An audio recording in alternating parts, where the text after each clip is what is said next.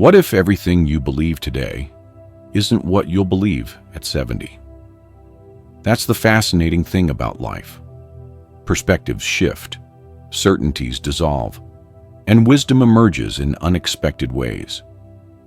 Life's greatest lessons often come from those who've walked the path before us. At 70, I've learned that some of our most cherished beliefs are the ones we eventually need to let go. Before we dive deeper, hit subscribe and let me know your city in the comments below. At 70, looking back makes me smile at all the things I used to believe in so firmly. Some beliefs were profound, others were simple, but all of them shaped who I was. Today, I'll share the many beliefs I've outgrown, from life-changing revelations to small daily wisdoms. Let me know which ones resonate with you. 1. Beliefs about life control. Let's start with the big ones. Those beliefs about controlling life that I held on to so tightly. You know, the ones that kept me up at night planning every detail of my future. First, I used to believe that perfect planning would lead to perfect outcomes. Oh, how I loved my 5-year plans. Every detail meticulously mapped out. Career moves, retirement dates, even vacation schedules. I had backup plans for my backup plans. I smile now, thinking about those color-coded calendars and detailed spreadsheets. Life had other ideas. My carefully planned early retirement coincided with the 2008 financial crisis. That taught me something valuable about plans. They're more like suggestions to the universe. Then there was my firm belief that working harder was the answer to everything. If something wasn't working, I just needed to put in more hours, push harder, try more. I was the first one in the office and the last to leave. Missed my daughter's soccer games because that project needed me. Looking back, some of my biggest successes came when I finally stepped back and worked smarter, not harder. And don't get me started on my need to solve every problem immediately. A disagreement with my wife? Had to fix it right now. A challenge at work? Couldn't rest until it was resolved. I've learned that some problems are like fine wine. They need time to breathe. Sometimes doing nothing is actually doing something. The funny thing about control is that the more I tried to grip it, the more it slipped away. These days, I still make plans, but I hold them loosely. I work hard, but I know when to rest. And problems? Well, some solve themselves, some need time, and some weren't really problems in the first place. 2. Beliefs about people. Let's talk about all those beliefs I had about people. Some of them make me chuckle now. If you're anything like I was, you might recognize these. Remember when every opinion felt like it carried the weight of the world? My neighbor thought my lawn needed work. I'd lose sleep over it. A stranger didn't like my car choice. I'd spend hours justifying it. My coworker criticized my presentation style. I'd completely revamp it. I was like a weather vane, spinning with every bit of feedback that blew my way. Then there was my ironclad belief that families should all think alike. Oh boy, did that cause some interesting holiday dinners. I used to get genuinely distressed when my children developed views different from mine. Politics, career choices, lifestyle decisions. I thought family meant marching to the same drummer. My daughter became a vegetarian. I thought it was a personal attack on our family barbecue traditions. My son chose art school over business school. I saw it as rejecting our family's practical wisdom. How narrow-minded I was. And let's discuss that old saying, friends are forever. I held on to toxic friendships like they were the last lifeboat on the Titanic. Childhood friends who'd grown in different directions. College buddies who'd become strangers. Work relationships that had served their purpose. I kept them all, like dusty trophies on a shelf. Because isn't that what loyal people do? Now I know better. Not every opinion needs a response. Family is strongest when we celebrate our differences, rather than fear them. And friendships? Some are for a reason, some for a season, and yes, a precious few for a lifetime. The magic is in knowing the difference. These days, I focus on the voices that matter. Cherish family members for who they are, not who I want them to be. And let friendships flow naturally. It's much lighter living this way. 3. Beliefs about time. Time. The one thing we can't buy, yet I spent years acting like I had an endless supply of it. I'll start that novel tomorrow. I'll call Mom next weekend. I'll learn photography when I retire. Tomorrow. I treated time like an unlimited credit card, always borrowing from the future, until my best friend had a heart attack at 55. No warning, no tomorrow. That's when it hit me. Tomorrow isn't guaranteed. And wasn't I clever with my grand plans? I convinced myself that big changes needed big chunks of time. I can't learn Spanish unless I have 3 hours free every day. Starting a garden requires a whole free weekend.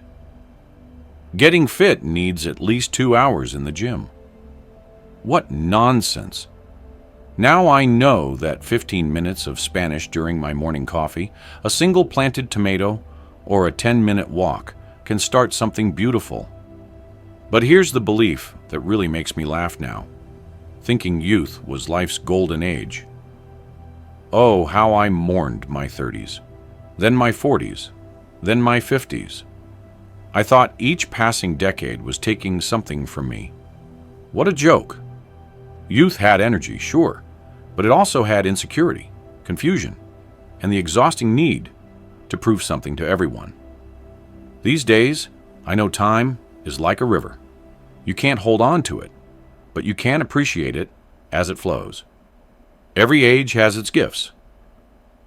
And those small, consistent moments, they're the ones that change your life, not the grand gestures you're always waiting to make.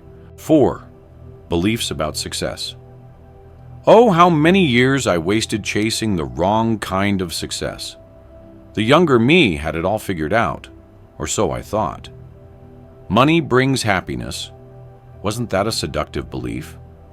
I climbed the corporate ladder, chasing bigger bonuses and better titles. Each raise promised happiness. Each promotion whispered almost there. I remember finally buying my dream car, a sleek BMW that cost more than my first house. The excitement lasted exactly 2 weeks. Then it became just another car that needed washing and maintenance. The happiness I thought I'd bought, it drove away faster than that BMW ever could. Status symbols? I collected them like Boy Scouts collect badges. The designer watches, the country club membership, the address in the right neighborhood. I even bought a boat, and I get seasick. All because successful people had boats, right? That boat spent more time in storage than on water. But hey, it looked impressive in conversations. And my career, my goodness, how it consumed everything. Missed my kids' school plays because of important meetings, postponed anniversaries for business trips, skipped my father's 70th birthday for a conference. I was so busy building my resume that I forgot to build a life. Now I see success differently. It's in my grandson's gap-toothed smile when I teach him checkers. It's in the quiet mornings with my wife, sharing coffee and crosswords. It's in having time to help others, Time to learn new things. Time to simply be. The irony. Once I stopped chasing success, I found something much better. Contentment. 5. Beliefs about self-image. Let me tell you about the exhausting beliefs I had about self-image. You might recognize some of these. Looking young? I was obsessed. Hair dye became my monthly ritual. Wrinkle cream's my secret weapon. I even bought one of those miracle face exercises programs. Spoiler alert, the only miracle was how silly I looked doing them. I feared my gray hair would make me invisible. My wrinkles would make me irrelevant. What a waste of energy. Now my silver hair tells stories of decades lived fully, and these wrinkles? They're laugh lines from jokes shared and joys experienced. Then there was my need to always be right. Every disagreement became a courtroom drama, with me as both lawyer and judge. I'd argue for hours, dig up old evidence, win the battle, but lose the peace. I thought being right meant being strong. Now I know that being kind is more important than being right. And mistakes? Oh, I treated them like personal disasters. Each error felt like a permanent mark on my record. A wrong turn in traffic would ruin my whole day. A typo in a presentation kept me awake at night. Now I see mistakes differently. They're not failures. They're proof that I'm still learning, still growing, still living. 6. Social beliefs. Let's laugh together about the social beliefs I once held dear, especially my adventures with social media and society's so-called rules. I remember joining Facebook thinking I'd finally see everyone's real life. Oh, how naive. There I was, feeling inadequate because my retired neighbor was apparently living the dream, traveling every month, dining at fancy restaurants, perfect grandchildren, always smiling. Then I ran into her at the grocery store, where she confessed to being lonely and overwhelmed with debt. That's when I realized social media is like a highlights reel.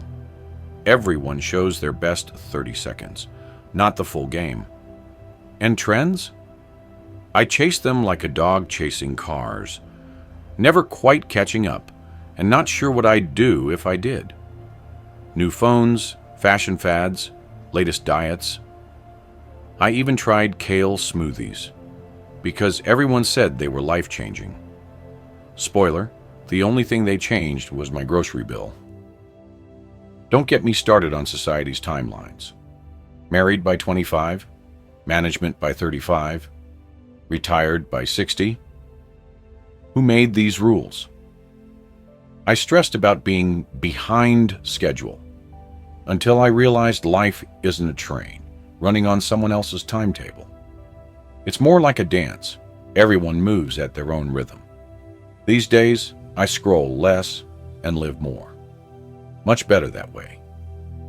These days, I care less about looking perfect and more about feeling authentic. It's surprisingly freeing. 7. Daily life beliefs. Let's chat about those everyday beliefs that ruled my daily life, the ones that seem so obvious until life proves them wrong. Remember when we thought expensive meant better?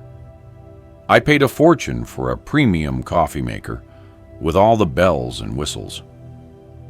Meanwhile, my neighbor's basic $30 model has outlived 3 of my fancy machines. My mother's hand-me-down cast iron pan still outperforms every expensive non-stick pot I've bought. Funny how the simplest things often last the longest. Then there was my badge of honor, being busy. My calendar looked like a game of Tetris, packed to the edges. "Sorry, can't talk, I'm busy," became my catchphrase. I thought being busy meant I was important, productive, successful. Ha! Some of my most productive days now are when I do less, not more. Quality over quantity. Who knew? And my favorite misconception, newer is always better. I'd upgrade my phone before the old one was paid off, replace furniture that just needed cleaning, swap perfectly good appliances for the latest models. Now my outdated flip phone still makes calls just fine, and my 20-year-old armchair tells better stories than any new one could.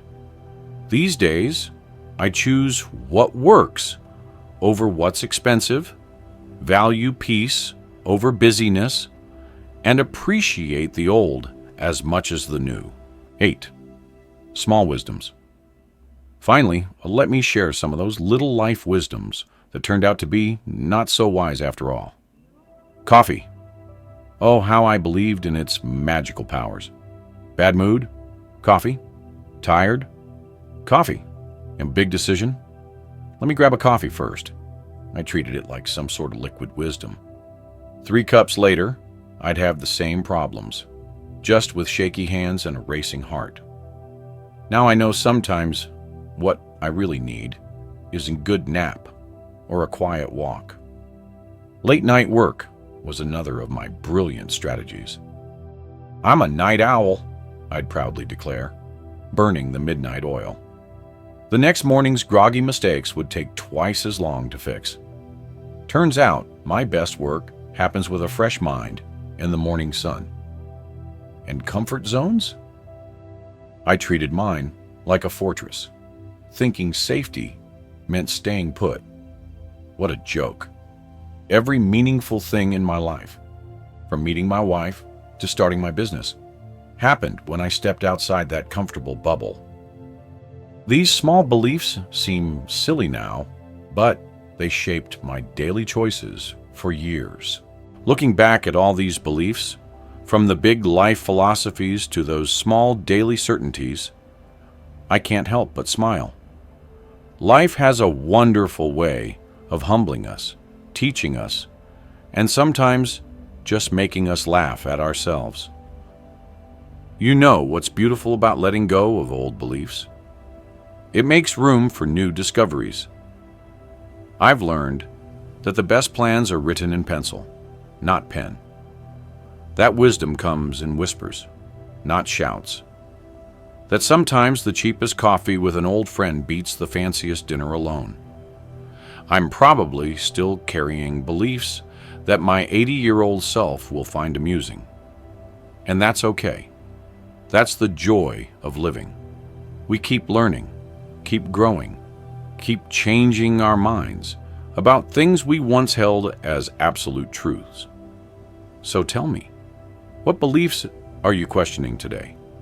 Share your thoughts in the comments below, because wisdom isn't about age, it's about being open to life's continuing lessons. And remember the best belief of all, that it's never too late to change what we believe in. If this resonated with you, don't forget to like and subscribe. Let's keep learning from each other's journeys.